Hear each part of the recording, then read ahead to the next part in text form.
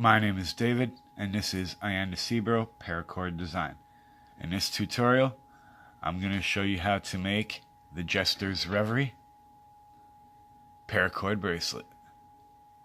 What you'll need for this is 2 lengths of paracord of about 10 feet, a 5/8 inch buckle, and the wrist size on this is 9 inches. Alright, let's get into this tutorial. First, you want to start off by making whatever type of knot you want to start for a 4-strand core. What I'm going to do is do a side-by-side of both the 2 colors I'm using. I'm using regular black and watermelon paracord bracelet. Where I get my cord from is tjparacord.com. You can also follow them on Instagram at tjparacord. The jig I'm using also is a Speedy Jig XL. As well, you can follow them at Speedy Jig. Alright, let's begin. First, you want to take your cords and bring them through the jig.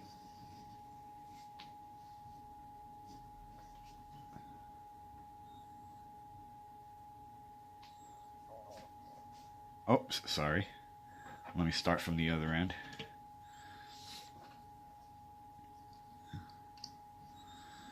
You want to start from the bottom end first. The way I'm doing it right now is I'm going to take my cords and bring them straight up to the top, making sure that they're evenly measured.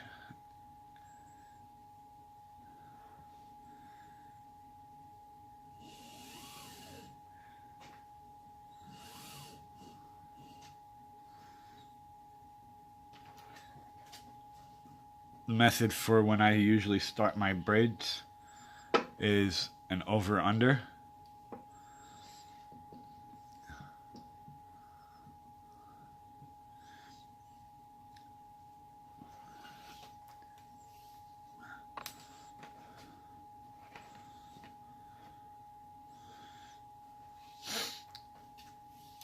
You want to take your lower strand, bring it over the top,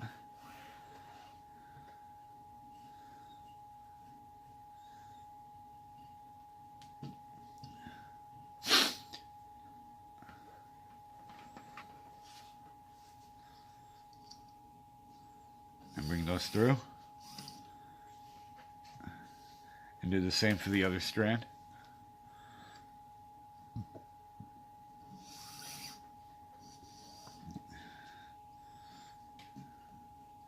I find it easier this way because it doesn't put a lot of width on the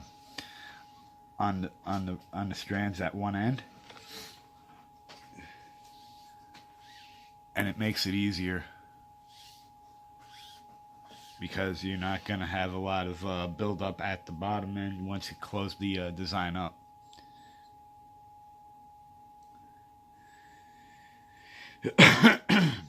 Excuse me.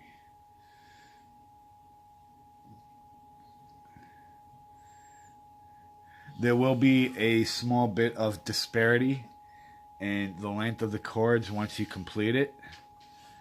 That is why I'm measuring to 10 feet. One side will have about almost double the amount of the other when you complete the design.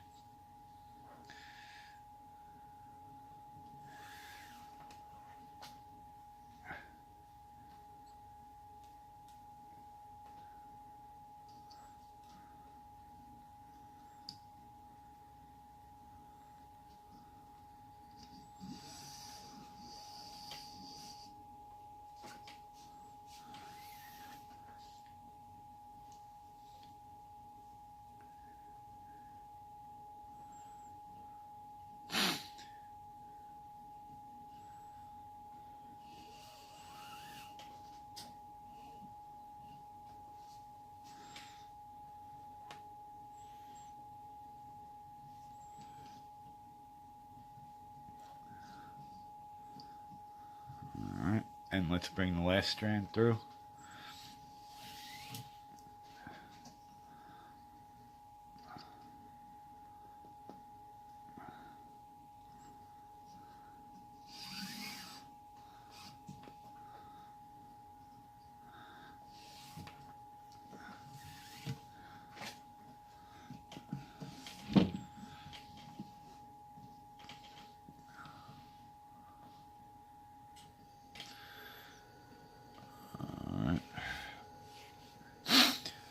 I'm going to tie these off at the top end here first.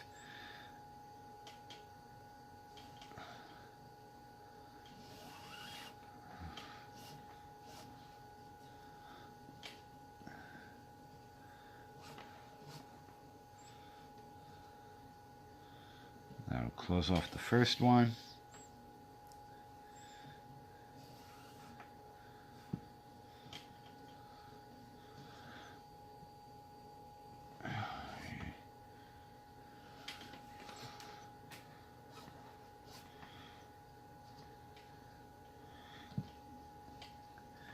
Doesn't matter which way you start from on this, bottom or top, the same thing, no difference.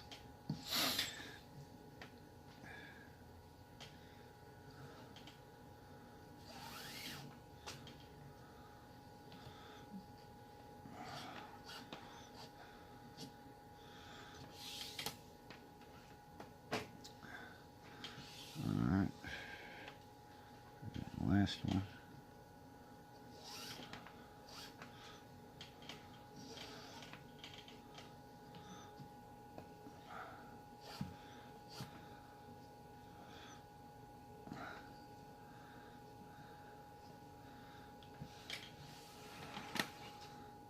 First thing you want to do once you start is you're going to come down between chords 2 and 3, either which way you go.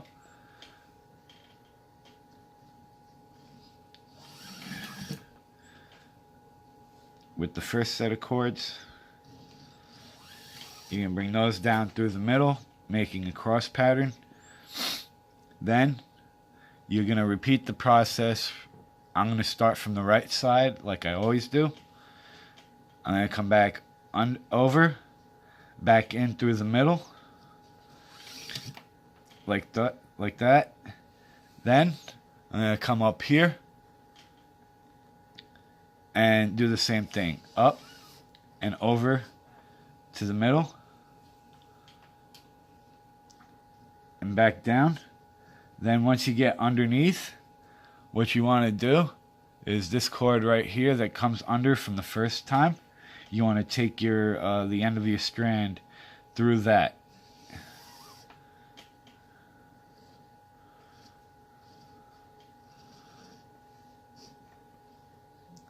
That'll create the first set like you see here, making sure your colors are like a sandwich. Then you take the other strand and you bring it up through that. And before I close it up, I'm going to do the same thing for the other side. You're basically coming down through the middle, all the way to the left and all the way to the right. You're going to create the first loop. Did I do that right? Yeah. Then you come up at the loop where the first strands came down at and repeat that same process.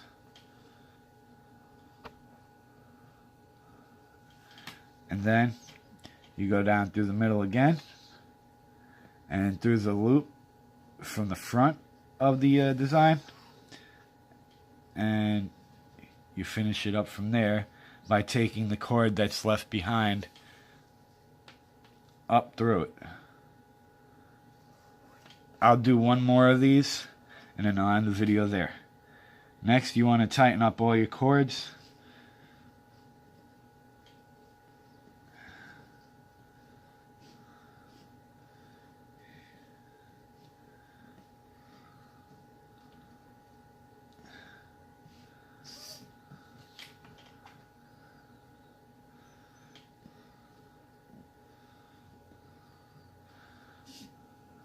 to close that one off, creating the beginnings of the pattern.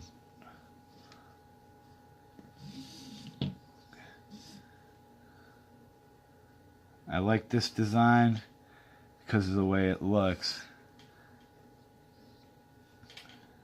Where's my, oh, there we go. If you don't, what you want to do, if you don't have, I'm going to use my needle nose pliers because there's a little too much cord right here.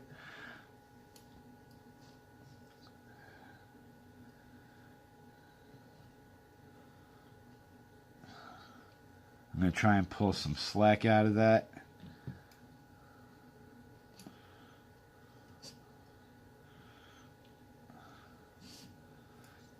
And now tighten it up a little bit better.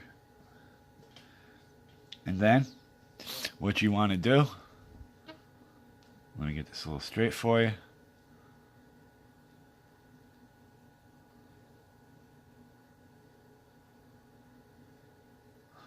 Once you finish, you want to take these cords down through the center.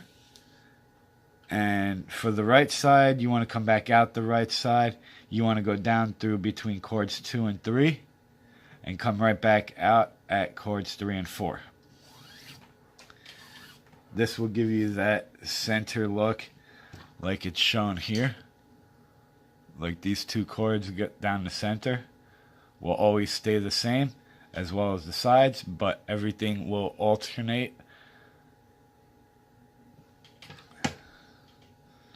This is the closing ends of the cord.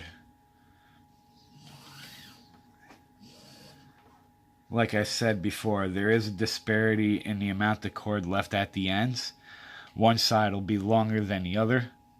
That's why I'm using about 10 feet of cord. So you will need to create some slack, and I would recommend using a good amount of cord or some test cords before you do anything. I'll do one more and I'll end the video there. For the ending, figure out how to do it. Basically how I did mine was I just took the strands up through the middle and back out in between cords 1 and 2 and 3 and 4 to close it off. That way it'll look like this. It will be a little narrow at the end, but that's alright. Alright, let's start with the next one. You repeat the process over again. Going down through the middle, you want to take the cords that are underneath, not the ones on top, and bring those down through the middle.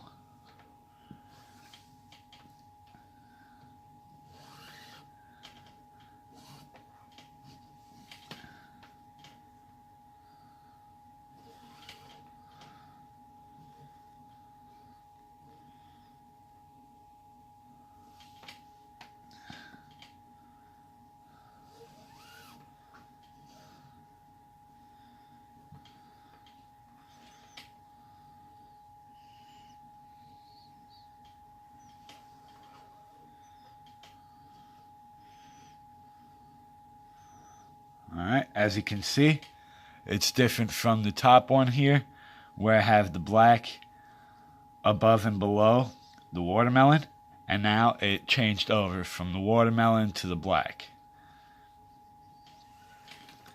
And then do the same thing with the middle, the cords that came through from the middle. You're going to take those up, and I'm going to hold those off to the side. I'm going to work on this other side, and then we'll continue from there.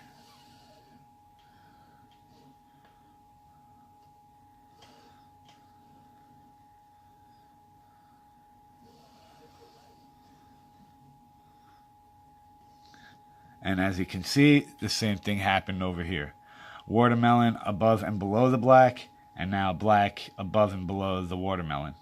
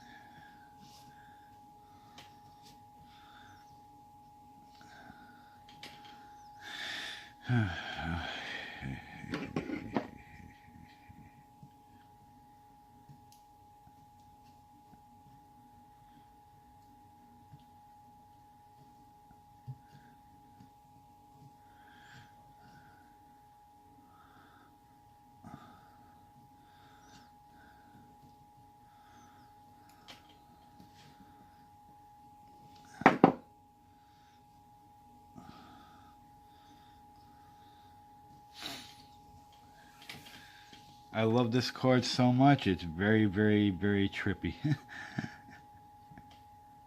It just, oh my god, it hurts my eyes. I like it so much.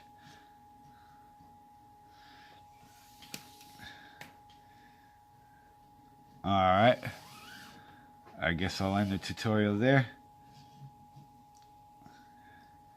I will also be posting a 24-hour video over on Instagram of when I finish this up. If this has helped you a lot, please remember to rate, comment, like, and subscribe the video. That way it helps me out. I appreciate it. My name is David. Thank you, and have a nice day.